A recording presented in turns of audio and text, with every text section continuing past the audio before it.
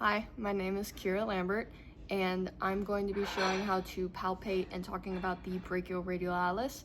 So to begin to find this muscle, you can begin by starting at the insertion point.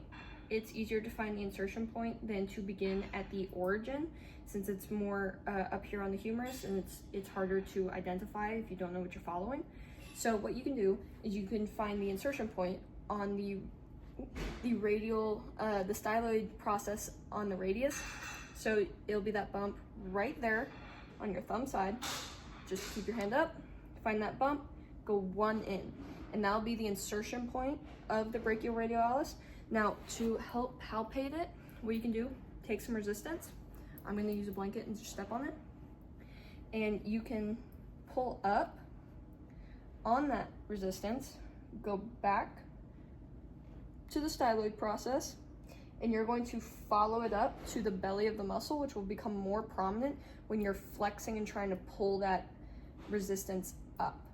Then you're going to follow it up to the lateral side, and you can feel it as you follow it up to the lateral supracondylar ridge of the humerus. That is your origin point of this muscle. Now, this muscle primarily acts to flex the elbow.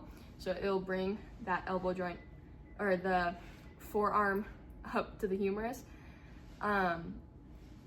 Its secondary functions are to supinate and pronate the arm, so to face up, face down. But those are secondary actions. The primary function is to flex. It innervates the radial nerve, so it deals with the C5, C6, and C7.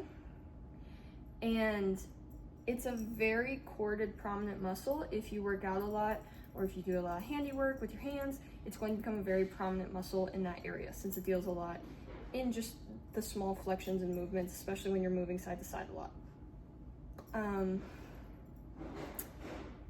Thank you, and that is the brachioradialis.